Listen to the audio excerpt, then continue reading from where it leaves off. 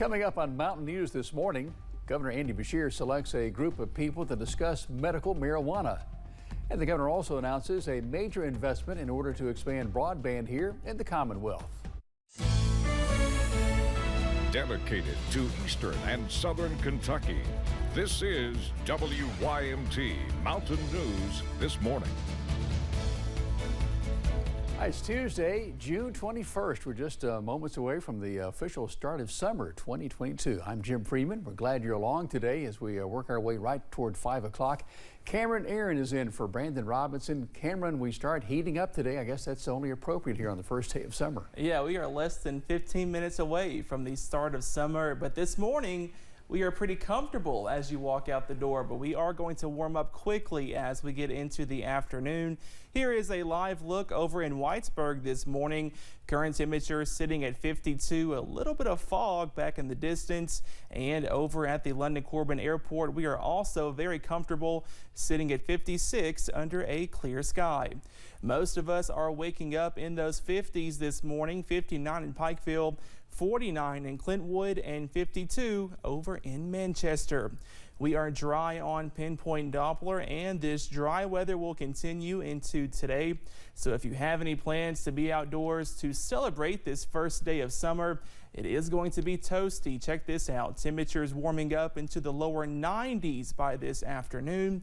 I have that complete forecast, plus when our next rain chance is coming up in just a little bit. Jim. All right, good enough, Cameron. Thank you. A 4-year-old boy and his parents are dead following a crash. The Carter County coroner says the father missed a stop while driving and ended up going over an embankment into a creek near Carter Caves State Resort Park. The car landed on its top in the creek. The 11-year-old son managed to get out and flag a park ranger for help. He is the only survivor. The coroner says all bodies had been sent to the medical examiner's office at Frankfort. In Laurel County, William David Burke is facing several charges after a disturbance complaint. Burke has been arrested for several charges, including criminal mischief, burglary for unlawful use of a credit card, and more. The incident happened 11 miles south of London. Deputies in Laurel County received a complaint after a man kicked the garage door. Deputies noticed he had outstanding warrants and consumed meth. Burke was taken to the Laurel County Correctional Center. A local sheriff was exposed to fentanyl during the weekend. Letcher County Sheriff Mickey Steins had a powdery substance blown onto his face after arresting a suspect. He then rushed to the emergency room out of precaution, and the substance tested positive as fentanyl. He says he hopes people know how risky working in the police force can be. You know, this is the risk that we take every day. Today I got up, came back to work, not a second thought, and I'll continue to be the sheriff. And I hope I'm blessed to be, this will be my last exposure, but if it's not, we're going to deal with it appropriately. And Sheriff Stein says if you're exposed, go to the emergency room, and if you are at the scene, call the police. There are many types of heat-related illness you should be on the lookout for, but none is more dangerous than heat stroke, which can damage organs. When it comes to the definition of a heat stroke, you'll notice a rapid increase in body temperature that won't be able to cool down and sweat that will slow if not stopped. Those who usually fall ill to heat stroke or related illness are younger kids and older adults. And with meteorological summer officially here, emergency workers are already seeing an increase in calls. Maybe they work too long in the heat, didn't take a break. Maybe they'll pass out, just not start feeling well.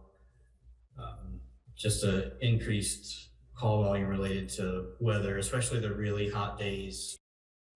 Officials say some of the most common places to see heat-related illnesses are rural areas and outdoor activities. Yesterday, a group of 17 members, specially selected by Governor Andy Beshear to discuss medical marijuana for Kentuckians, met for the first time. The committee will seek public input and then provide expertise on medical marijuana to the administration. Members say they will hold down town hall meetings all across the state to find out more about how the public feels on the issue. They say they want to hear opinions on both sides, but the time to take action is now. It's time to advance this debate. 38 other states have acted on this. Medical cannabis enjoys widespread support of Kentuckians, whether they're Republicans, Democrats, or independents. There will be 2 town halls held next month, one in Pikeville and one in Frankfort. Right now, there is no concrete timeline for the committee to finish its work. Medical marijuana is legal in about 3/4 of the country. As of right now, 38 states have made the change, as reported by the World Population Review. They include several of Kentucky's bordering states like Ohio, West Virginia, and Illinois. There has been work in the U.S. Senate on a bill to legalize marijuana in the U.S. Governor Andy Beshear announced a $203 million investment for broadband expansion on Monday. The governor says it's part of an effort to close Kentucky's digital divide. He says the investments will be divided into 46 grant awards to 12 internet service providers and local governments spanning more than 30 counties. High-speed, reliable internet is not just the infrastructure of the future, it's the necessary infrastructure right now. It's just as important as roads, bridges, and today is a key part of our plan to build a better Kentucky, and it'll be critical to the success of our state's economy and to future job creation. Healthcare, jobs, education, entertainment all now rely at least in part on access to high-speed internet, so everybody needs it, and everybody deserves to have access to it. The infusion will deliver reliable internet to more than 34,000 Kentucky families and businesses. Governor Beshear says he thinks it ranks as the single largest provision of funding for high-speed internet in Kentucky history. Kentuckians can visit a new office in Pineville for a full array of driver licensing services, regardless of their county of residence. Services include issuing renewal or updating of driver licenses, learner permits, commercial driver licenses, and identification cards. Credentials are available in either standard issue form or as a real ID.